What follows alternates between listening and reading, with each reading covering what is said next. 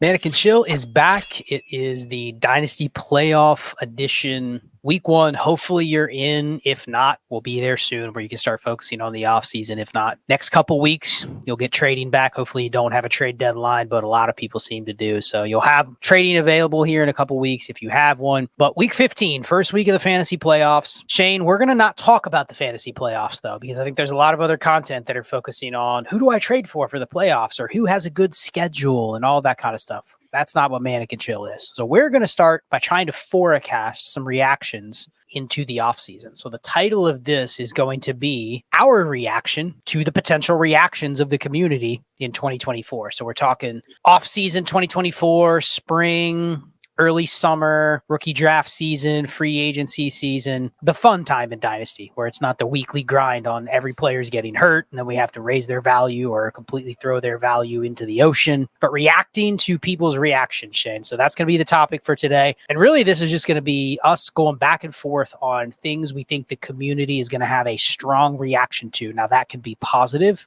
or that can be negative, or it can just be a strong reaction, even if there's people that are on both sides. So I'll start with you. You know, it's the end of the season, the regular season. So my mind's flooded with everything I did wrong in the regular season this year, trying to think about what I'm going to do next year to change it. But that's not today's topic. Today's just about reactions. One of the things that we're going to see is, because it is a copycat deal, right? And we do like fun stories, and the community does like outliers. So I think there's going to be a lot of Puka Nacua and Tank Dell searching next year. There's going to be a lot of wide receivers that you're told are the next Puka or the next Tank Dell. And while those stories might be fun, I don't know if there's anyone going to be as fun as Puka and Tank. Like, that just sounds like a fun cartoon, just a fun Saturday morning cartoon, the Puka and Tank show. I would right now say you probably want to fade those outliers, right? If you come across the situation again and you're given the same information, you probably want to react the same way you did last year, or this year, I should say. This year isn't technically over, but by selling them, because those two are outliers. One was a third round rookie pick and the other was some fourth round, some not at all. So as fun as it would be to think that you can hit on like two guys like that every year, it's probably not likely you can even hit on one of those guys semi-yearly, every once in a while. So is it that you think people are going to overreact and try to find the next Tank Dell or Puka Nacua, or they are going to overreact when anybody that is in that relevant range comes out and has a great preseason or comes out and has a really good game, and then they're going to essentially say that is the next Puka Nacua, and then I'm not going to have the discipline to sell? Do you think it's going to be a little bit of both? Because I could argue people are always going to chase outliers, but when you had two outliers like that coincide with the fact the community loves receivers, it feels like people are going to continue to just chase whoever the comp is to those guys, whether it be draft capital or landing spot or profile or whatever. They're going to continue to chase that. But I'd also argue that maybe you and I in the past, we wouldn't have chased those types of guys in drafts. But maybe now, because we have so many leagues, we'll have the capacity to maybe we take 5% of our third and fourth round picks and we'll take a couple shots on those types. I'm willing to chase only because if you tell me on 5% of my teams, I can take a couple shots on receivers in that range. Because before I would have just been very dogmatic. No. But I also can't ignore the fact that if I hit on a receiver that people like in that range, other people will like it. But I will have the discipline to go, okay, this is probably not the next Tank Dell or Puka Nacua where they're top 12 dynasty receivers. Someone's giving me 2 seconds. Someone giving me a first. Goodbye. So I think that's where the overreaction will come if people continue to follow that behavior. So which one do you think it is? I mean, how do you see it play out in your own dynasty career? Yeah, I'm sure it's going to be both. And one, we always are chasing outliers because, I mean, they're outliers. They stick out in our head and they're fun stories. And frankly, if you hit on an outlier, you're ahead, right? You've spent nothing on this asset and it turns into something, which is a lot more fun and a lot more memorable than saying, hey, remember that time that I hit on James Robinson, but then I traded him for a second? That really paid off for me. No one remembers that. But you remember if, you kept James Robinson his entire rookie season and he helped carry you to a title. I think more the reaction to people are going to be all in when a player has preseason hype in the Puka Nacua, Tank Dell type range. And yeah, I will take the L on, well, both those players. On Tank Dell, I was on board. I said sell him for a second in the preseason, right? I think we did a show back in Canton talking about that. And if you look back now, it's easy to say, hey, that's a miss. You would have held on them, you would have gotten a first. Again, he's an outlier. If you just compare him to every other wide receiver, well, there is no wide receiver of that size. But if you would have, compared him to every other wide receiver ever drafted in that range, the smart move is to move him. Puka Nacua, and I don't know, and this is what kind of hurts my brain, is I reacted quickly the other way once the season started, because people still didn't believe in him after 2 weeks and 3 weeks. And I said, all right, well, then I'm just going to go buy a bunch of him. And then when he dipped a little bit, a few games, I went and bought a lot of them. So I think people will be more apt to buy, which is going to make me more resolute in selling them, because if you're going to give me multiple seconds for players with that archetype, I'm going to take it regardless of what the outcome was this year. That's one of the things I think I need to do a better job is sticking to my own process next year. But that's another subject. Yeah, I mean, it's an interesting one. I didn't even really think about this topic a ton until you brought it up, but we have touched on it on previous streams and previous shows where we've talked about people basically taking what's happened this year. The bigger thing is it coincides, again, like I said earlier, it coincides with the fact that this is a wide receiver heavy market. I mean, people are always looking for good receivers. And then when they can get them, when they happen, they're always willing to kind of give up future picks or whatnot if it's what they see as maybe a insulated asset like wide receiver. So I do think there's going to be a lot more chasing, but because those outliers existed, I do think it does what you're talking about. There's going to be a stronger reaction to that looks like that could be the next 4th round receiver that's good. Let me get in because I didn't get in on Puka. I didn't get in on Amon-Ra St. Brown the year before. I'm not making that mistake again. And the reality is you don't get a guy that comes from the 4th or 5th round every year that jumps into that range. Like if you said, there's going to be one Amon-Ra St. Brown or Puka Nacua, that's probably not a good bet to say there's going to be one every year and I don't want to miss out on it. So I'm going to give up 2 seconds for a guy in that range every year because you're going to even overpay at that point, even if you faded the player at their original draft cost. So it's a good topic. I'm sure we'll dive in more to it when we get more names and profiles together with the rookie class as well. For me, I think it's going to be the quarterback scoring, very flat. A lot of injuries, a lot of elite QBs that either got hurt, didn't produce, or some combination of both. I do think we might have gotten it a little wrong by being so dogmatic on who the top 8, 9 quarterbacks were. And hey, nobody else even could sniff that range. I think we were a little too concrete on who those guys were going to be. You could have asked me 6 months ago, okay, if you're going to tell me there's a guy in that range, I'm willing to pay whatever it takes. And then somebody that's slightly out of that range, I don't really want that guy. He's overvalued, right? QB 11, Dak Prescott was overvalued going into the season because he's not as good as Deshaun Watson or Justin Fields. So he's a tier below, and I don't even want to buy into that tier because I'd rather buy the cheaper guys because I think I know what the tiers are going to look like. So I think there's some regression with that though, Shane. Not every year are you going to be able to roll out there and go, I can find this old QB2 and they're just going to stay healthy and they're going to give me low-end QB1 numbers. And the good news is everybody that had Justin Herbert, Joe Burrow, Anthony Richardson, all those guys got hurt. So my guy that was a tier below them just stepped right in, and now I have the great quarterback position, and those guys that lost those players don't.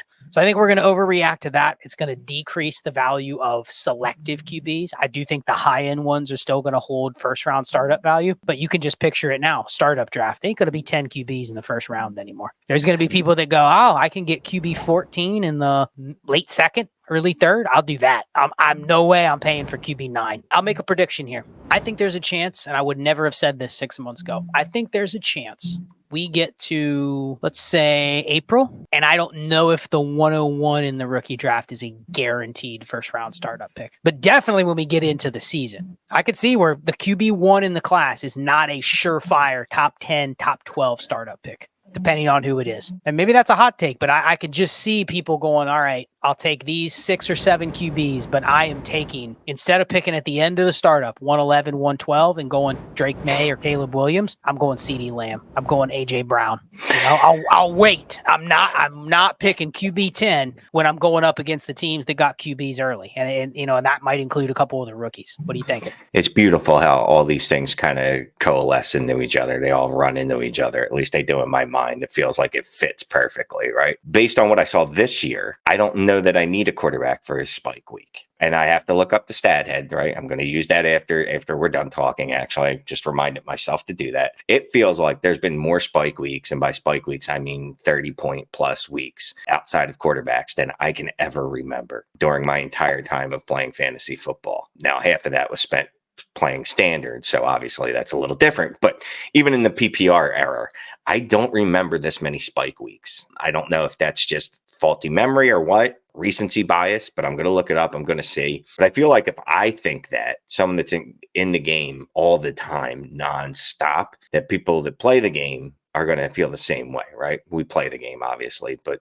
I mean, people that don't do content and all, they're going to feel the same way, that there's spike weeks to be had. That's the way to win. Yes, I take AJ Brown instead of Justin Herbert. I take CD Lamb, like you said, instead of Caleb Williams, obviously instead of Deshaun Watson. Now, maybe I take him in front of Anthony Richardson, because those players gave me spike weeks almost as good as quarterbacks did this year. So there's really no reason for me not to draft those wide receivers when they're going to give me the production that a quarterback one's going to give me. Isn't part of that analysis, though, is essentially you're saying the flat range of QB starts earlier and it extends maybe a little later to where you're comfortable. I think even you and I are probably more comfortable next year going, well, if I don't take a QB in the first 2 rounds of a startup, I can probably get away with still building a viable quarterback room. Especially, I mean, my new roster construction series, I've talked about how you can kind of backfill your QBs with bodies. It definitely has worked this year. Now, is it going to be predictive in the future? That's part of the challenge. But I do think we are generally accepting the fact now that there are less good QBs in the NFL, meaning guys that are just, you got to start them every single week, matchup proof, right?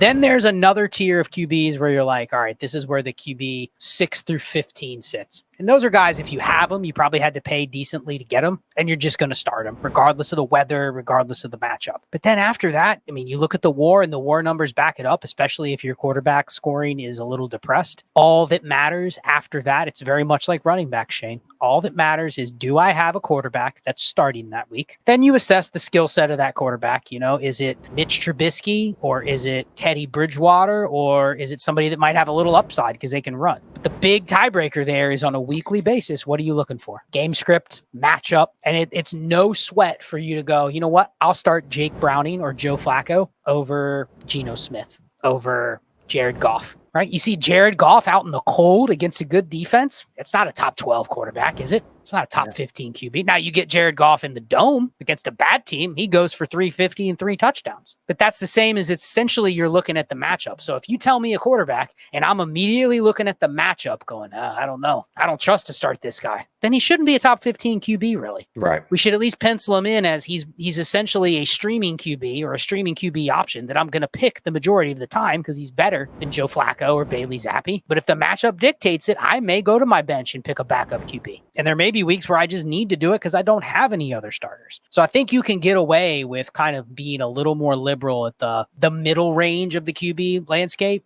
But I definitely don't think that you need to pay for anything that's right at that top of that tier, and anything after that QB 15 to 20 range. I think there's a hack to say they don't have any value. Zero value. Someone may say, oh, Kenny Pickett's worth 2/3. To me, you know what? He's worth, what do I have to get him off my roster? Yeah. You know, I can replace him with anybody that's Tommy DeVito is just as good as him. Now, Tommy DeVito may die and they may bring in another guy, but the point is the fill-in QB is as good as some of the back-end starters that people value because they have job security. So I think just reassessing how we tier QBs and how to build QB rooms. I don't think you have to pay up for the elite guys, but I definitely think that people are going to overvalue some of the middle tier guys, and there can be landmines in there. You think this guy's safe? Russell Wilson, he's safe until he's not. And then he's a tier below her, and then he's down in the I don't really even want him range. So I think that'll be an interesting thing of how people react to the QB scoring this year. Yeah, it's definitely going to be interesting to see what the tier is, how big the tier is for elite quarterbacks. Mahomes, him on a specific level, I can't wait to see how people react to him, because you remember when he had a bad year, he still finished as a QB1, but it wasn't QB1, 2, or 3. All of a sudden, there was a buy window for him. It feels like there'll be another buy window for him, but it feels like more players are more attainable than ever before. I don't know, again, if that's the KTC part of the game, if it's the redraft mindset. I'm not sure what it is, but, you know, me and you used to talk a couple years ago about how what was big was a player becoming available. Now, it seems like everyone's available all the time, just about. Like there's not a player that I can imagine I couldn't trade for. Obviously, I need the assets, but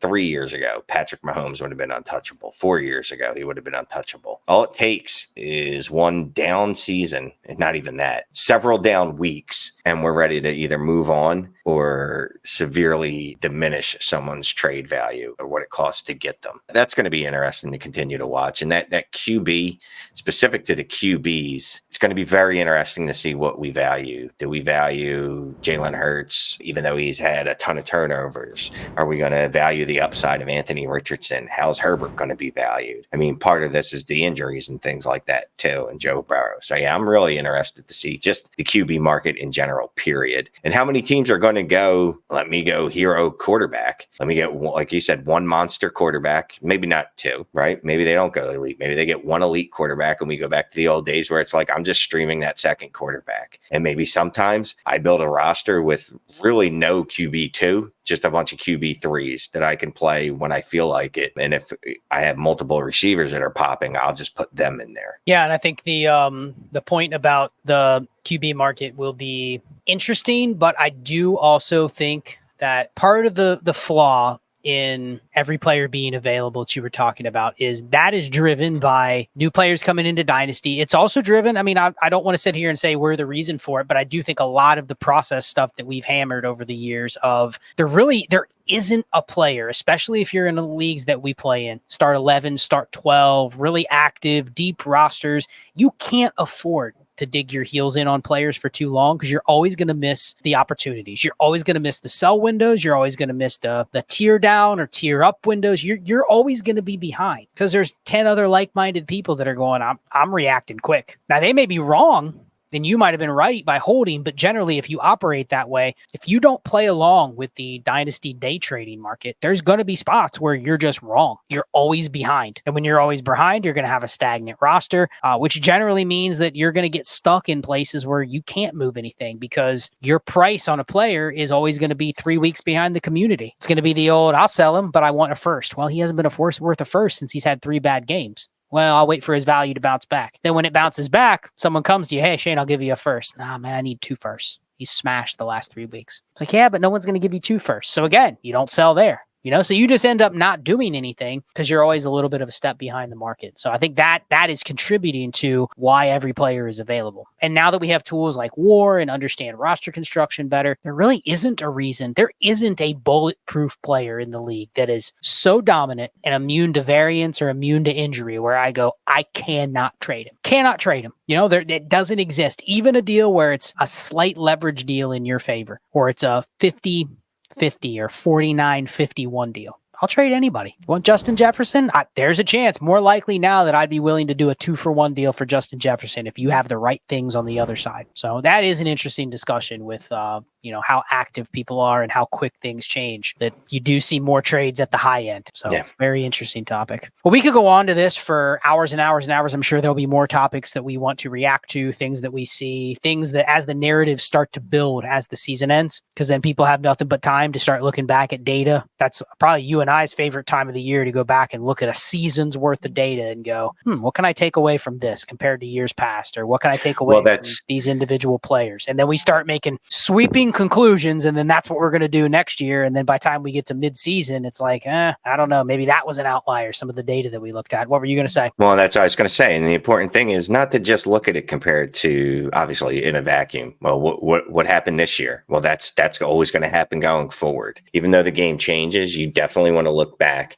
And it doesn't have to be a giant window, right? You shouldn't be looking back at 15 years of stuff to make decisions on what's happening now. 5 years, 3 years, I still think that's a good look back. So I just make sure people, when they're looking back, they don't look at 1 year in a vacuum and go, well, this is the new norm. We'll got some bonus Manic and Chill tonight with an extra long episode. We always say, this is going to be a quick one, Shay, just reacting to the reactions. And we end up going for almost a half hour. But enjoyed talking to you about it. More reactions to come. Good luck to everybody in the playoffs. Hope you made it. Hopefully you're back next week in the semifinals, and check in on the streams whenever we are available. The Patreon and the Discord, Trades in 5 on Destination Chill tier on the Patreon and on the Destination Devy website. So destinationdevy.com or patreon.com/allgas. You'll get bonus content on there. So with that, good luck week 15, and we are out.